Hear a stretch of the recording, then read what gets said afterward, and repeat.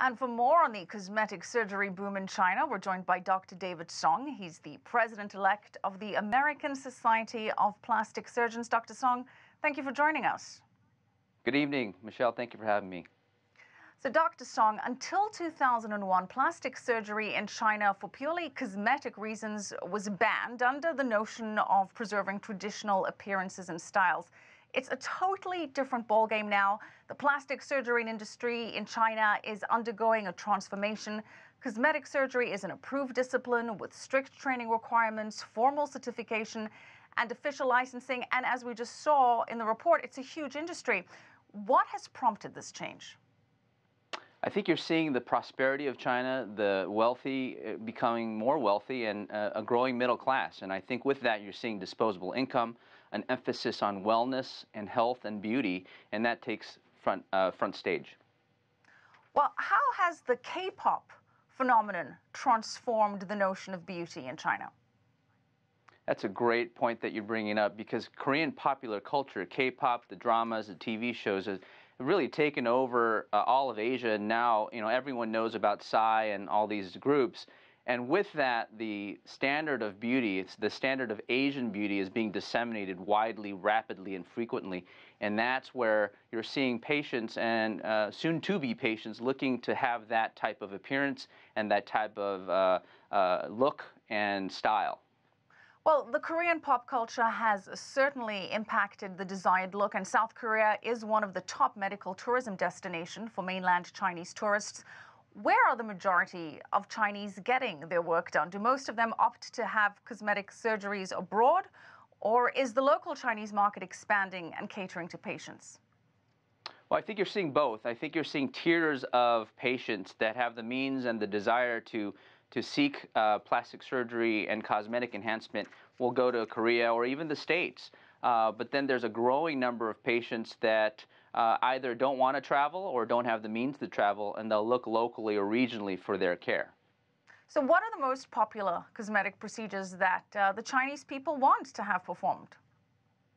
Well, I think you're looking at the standard of Asian beauty. And before I answer that, I want to talk about the fact that Asian aesthetic surgery is really not Asians trying to look non-Asian or Caucasian. They're trying to look more Asian, and the standard of beauty, once again, is being dictated by popular culture. So the most popular surgeries are Asian blepharoplasty or double eyelid surgery, rhinoplasty, and actually jaw and cheek reshaping.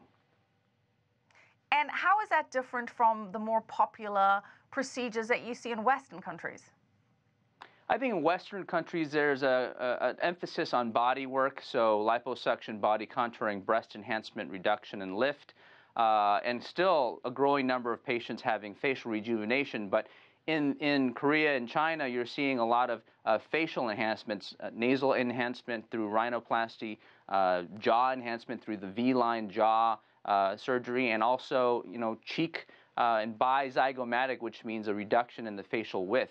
Those are more popular in Asia as opposed to in the West. All right, so more emphasis on the face in Asia and more so on the body in the West.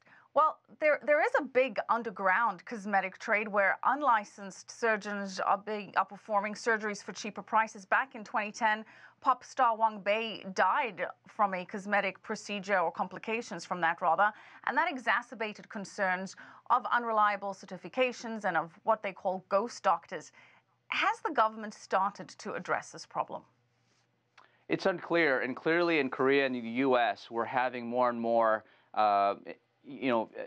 do your homework type of campaigns where, look, we have to understand that, and patients have to understand that plastic surgery, cosmetic surgery is still surgery. There's real potential complications, real potential dangers, and you have to go to someone that's board certified. A board certified plastic surgeon carries the imprimatur of training, of discipline and quality, and that's where patients really have to understand what they're getting at. Well, China is ranked as the third country in the world where the most surgeries are performed after Brazil and the US. So where are the opportunities here? Do you see specialized cosmetic clinics with overnight facilities and staff becoming more mainstream, more perhaps brands or chains of cosmetic centers? I do, and I think you're going to start to see more and more of this, and it's really important that I hope the entities that are creating these chains are putting quality and safety first and foremost, because that's the most important thing to protect our patients. And so you're going to start to see more of a retail movement for aesthetic surgery, in my opinion. It's happened here in the States, it's happening in Korea, and I believe China is going to be, there's going to be huge opportunities for that. But I implore my colleagues and really the patients to seek board certification, to seek the quality and safety of what they're going for. Absolutely. All right, thank you so much, Dr. David Song, President-elect of the American Society of Plastic Surgeons.